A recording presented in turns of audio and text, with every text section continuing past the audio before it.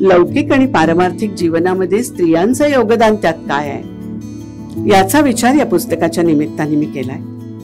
या प्रयत्नामध्ये माझ्या हाताला काय लागलं याच्या संबंधीचा गोष्टी ह्या तुम्ही पुस्तक वाचल्यानंतर आणि आजच्या भाषणांमधून जाणून घ्या आणि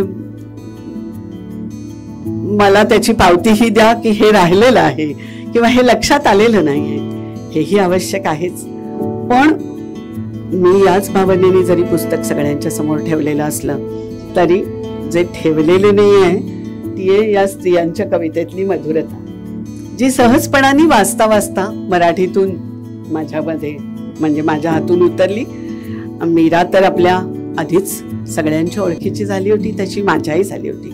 पण मी चंद्राची कांती ल्याले तू रात्रीचा निळा, मी चंद्राची कांती ल्याले तू रात्रीचा निळा, तुझ्या शिरावर मोर मुकुट अन शिरी धरीत मी तुला.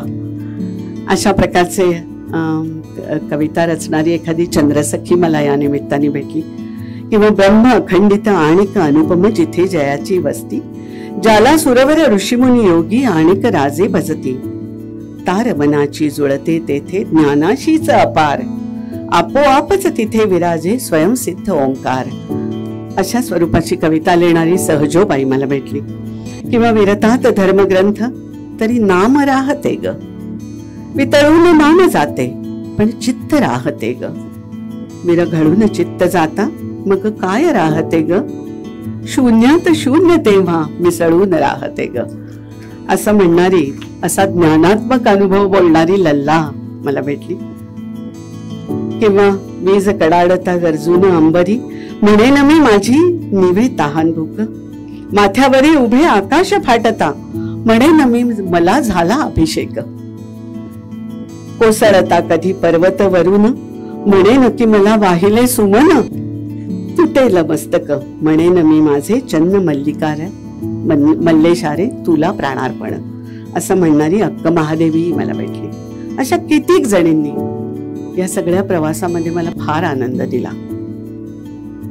हा आनंद मला समृद्ध करणारा आहे.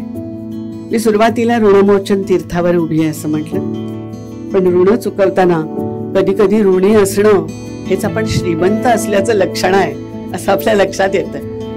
तशी मी आज श्रीमंत आहे असं म्हणते आणि थांबते.